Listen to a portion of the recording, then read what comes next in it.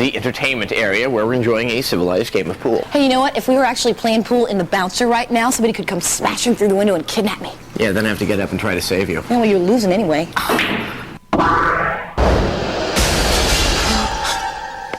The Bouncer, Square's latest for the PS2, looks beautiful and plays well, but the lack of actual gameplay makes it end too quickly, which is where the problem lies. Game over. The game puts players in the role of Coup, Scion, and Volt, 3 staff bouncers who keep the peace at a bar named Fate. Sorry, just doing my job. In addition to their typical bouncer duties, our heroes must also rescue a kidnapped girl. The action takes place in between cutscenes that move the story along. At key points, conflicts arise, and you'll have no choice but to use brute force. You will never get the girl back! Depending on which bouncer you play, the story unfolds through their perspective with character-specific dialogue. Night vision goggles. The actual fighting is good. There are a decent number of special attacks and combination moves to be had, and taking on multiple AI opponents makes for solid action.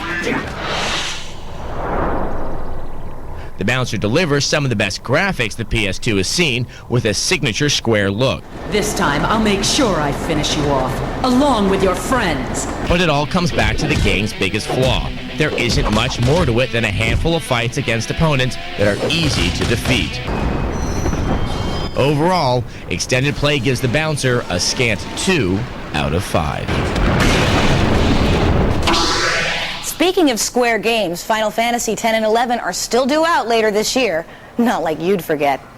Now, third-person action games for the PC, like Rune, have improved a lot technically over the last few years, but they're not all necessarily that much fun.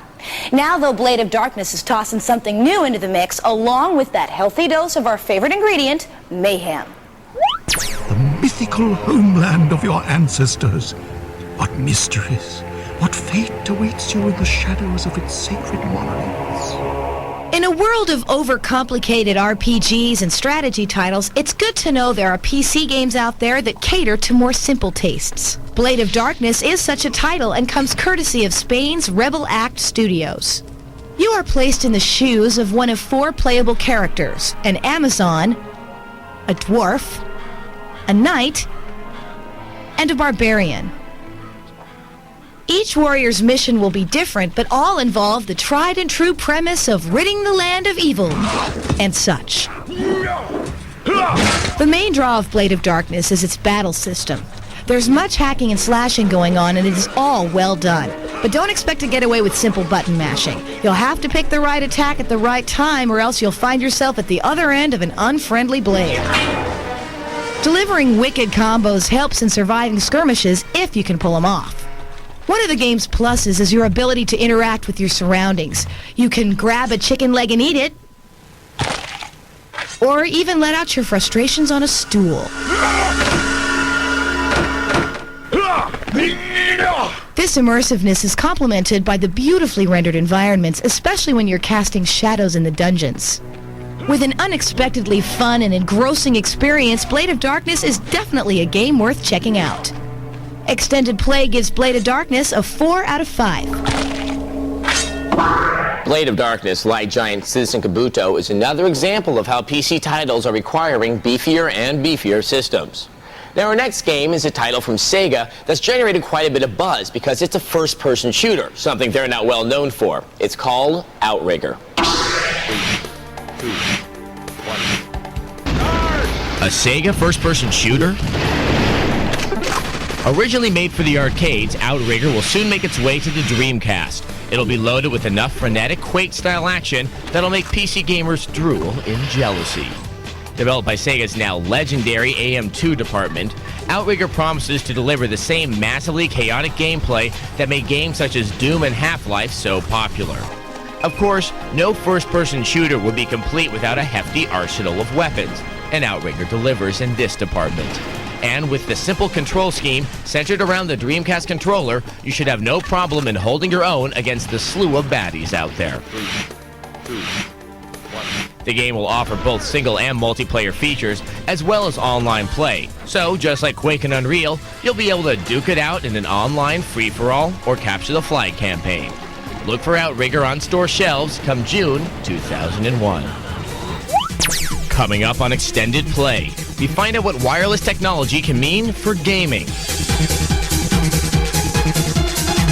Welcome back to Extended Play at Electronic Arts in Redwood City, California. Now, as you can see, after a long day here at EA, we've retired to their sports bar. They have a sports bar at work. Now, we have a foosball table. Yes, we do. But we have no sports bar. But if you look everywhere, there's cool sports memorabilia all over the place. Yes, one can say it's cluttered with it. Slightly like my desk, except I have pizza boxes, Takeout boxes, bones, chips. Yeah, so the last thing I want to have are more wires to add to all the clutter. Well, here, Adam, I have the perfect solution for you. Good. Look right here.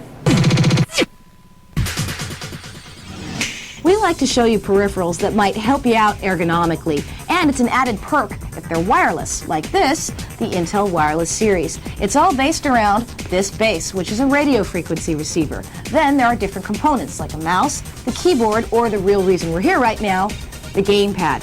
Now, if you check out the buttons on the gamepad, they're the same as pretty much any other, although there is one difference, this little mouse button. If you hold down the mouse button, you can then use the D-pad for mousing, for menu options, and so forth. But the thing that I really like best about this is the way it feels. It's very small, lightweight, and you can hold it from any angle. Pretty cool, huh? See ya. Deus Ex was definitely one of the best games of 2000, offering deep, complex gameplay. And while Deus Ex 2 is in development, it's going to be a while before it hits the shelves. But luckily, the Game of the Year edition of Deus Ex will include the SDK, so you can create your own maps and levels. But how do you do this? Well, luckily, we pulled aside Harvey Smith, the lead designer, to get some tips. Hey, Adam, go on! Welcome to UNATCO HQ. Our little family keeps getting bigger. Okay, so you finished Deus Ex and you're ready to tackle the ambitious task of designing your own episode. But capturing the qualities that made Deus Ex Game of the Year material won't be easy. So we asked Harvey Smith, lead designer of Deus Ex, to give you Game Guru wannabes a few pointers. And hopefully you can edit out all of that thievish playing that I was doing. So, let's get started. Step 1. Grab a copy of the Deus Ex SDK. You're going to need it. What we call the Deus Ex SDK is a tool set that includes our conversation editor, all of our trigger and scripting tools, and a modified version of Unreal Ed. It's everything that we use to make the game, short of a C++ compiler. Step 2. Think about the story you want to tell. We've had to endure much, you and I, but soon there will be order again. Some of the people in the community who are using the SDK for mod making, there are people out there like Red Sun and some other groups that are really promising. They come up with an interesting high concept, and then they plan out at a lower level what they want to do, and then it gets down to the nuts and bolts. So these guys decided that they would take Paul Denton, the brother of the player character, and they'll back up in time a year, and they'll set a mission basically in Hong Kong and sort of explore what was Paul Denton doing during that period. And they just, that was their high concept, and they've run with it so far. So. Step 3. Don't bite off more than you can chew. Give me a chopper and a pilot and I'll handle it. Think in focused terms. Don't shoot the moon. Don't try to build all of North America or anything remotely that large. Think in terms of like, I'm going to build this gas station. Every single thing that you would expect to happen at a gas station, from the pumps blowing up to there being a cash register, inside, to there being a cooler with, like cans of soda in it. I'm going to detail it to that level, and that's really the thing that separates out Deus Ex. Step 4. Give the player some choices. There is not a way to approach this mission. It's not all about figuring out what the designer had planned. It's more about getting the designer off the stage and putting the player on the stage. So if the player looks at an area and sort of collects information about it and makes a plan, what we wanted was for the player to be able to execute that plan and to have it succeed or fail and tell him why, Step 5. Spit and polish. Anyone who thinks they will make the game perfect the first time is just being arrogant or naive. Don't despise training, my boy. Even you would be worthless without the shaping touch of drills and studies. In test, we realized that there were several spots in the game that are just insanely difficult unless it occurred to you to try to sneak instead of, fight or whatever. But and we would tune those by like adding another alternate path. Hey, maybe the player will think about going around behind the building and breaking the window and and climbing in that way. While designing a brand new scenario may seem daunting at first, with lots of patience and practice, you'll be sending JC Denton on a whole new adventure before you know it. I'm ready, sir. Yes. Yes, you are. By the way, we should point out that the SDK for Deus Ex is really cool and well detailed, but it's kind of hard to use. So go out to our website for the full tips and interview with Harvey Smith. And while you're there, check out the complete reviews for everything covered on today's show. Or if you just want to talk about it, you can do that in our chats Monday nights at 6 p.m. Eastern. Now we'd like to give a great big thanks to everyone here at Electronic Arts for hosting us today. All right, you want to go shoot some hoops? Yeah, sounds good to me. Okay then, till next time. Game over. Hey Mike, can you give me a Coke only with ice this time? Put it in a glass. Right. Service.